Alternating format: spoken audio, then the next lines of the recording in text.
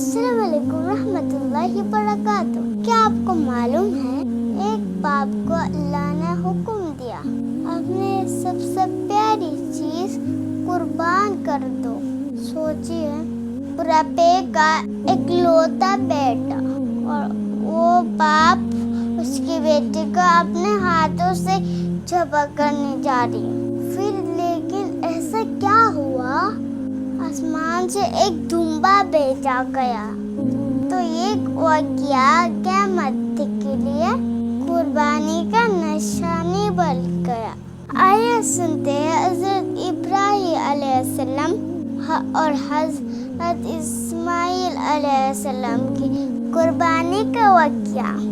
ابراہیم اللہ کی بہت پیاری نبی تھی۔ انہوں نے پوری زندگی اللہ کی عبادت میں گزاری۔ اللہ تعالیٰ نے ان کو بہت امتحان سے گزارا، لیکن ہر بار وہ کامیاب ہو گئی۔ بہت سالوں تک ان کی اولاد نہیں ہوئی۔ بڑھاپے کی عمر میں اللہ نے ان کو بیٹا عطا فرمایا، وہ ہے اسماعیل علیہ السلام۔ ابراہیم علیہ السلام اسماعیل علیہ السلام سے بہت محبت کرتے تھے۔ جب اسماعیل علیہ السلام تھوڑا بڑی ہوئی اور اپنے والد کے ساتھ چلنے اور پھرنے لگی تو اللہ تعالیٰ نے ابراہیم علیہ السلام کو ایک عظیم امتحان میں ڈالا۔ ایک رات ابراہیم علیہ السلام نے ایک خواب دیکھا کہ وہ اپنے بیٹے اسماعیل علیہ السلام کو اللہ کے لیے ذبح کر رہی ہے۔ انبیاء کا خواب سچ ہوتا ہے۔ ابراہیم علیہ السلام سمجھ گئی کہ یہ اللہ کا حکم ہے۔ صبح ہوئی تو ان کا دل بھر آیا۔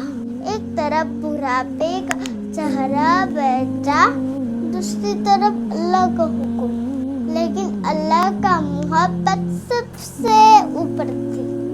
ابراہیم علیہ السلام نے پیار سے کہا کہ میرے پیارے بیٹے، میں خواب میں دیکھا میں تمہیں اللہ کے لیے ذبح کر رہی ہوں، بتاؤ تمہاری کیا رائے ہے؟ سوچئے، ایک چھوٹا بیٹا، کیا اور کیسا سوال!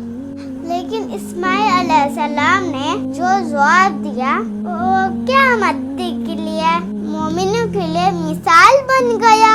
انہوں نے کہا، ابا جان، آپ کو جو حکم ملا ہے وہ کر ڈالیے، انشاءاللہ آپ مجھے صبر کرنے والوں پہ پائیں گے۔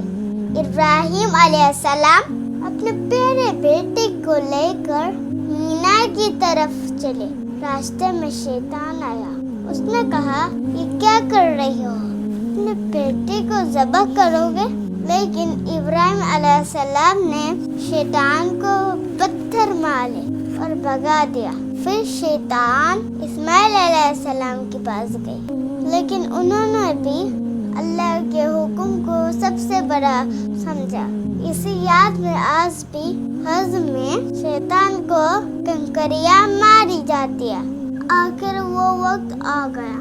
ابراہیم علیہ السلام نے اسماعیل علیہ السلام کو زمین پر لیٹا دیا۔ یاد میں آتی ہے، اسماعیل علیہ السلام نے کہا، ابا جان، میرے آنکھوں پر پٹی باندھ دیجیے، کہیں آپ میرے محبت پہ کمزور نہ پڑ جائیں۔ ایک طرف باپ کا دل رو رہا تھا، ایک طرف اللہ کی رضا تھی۔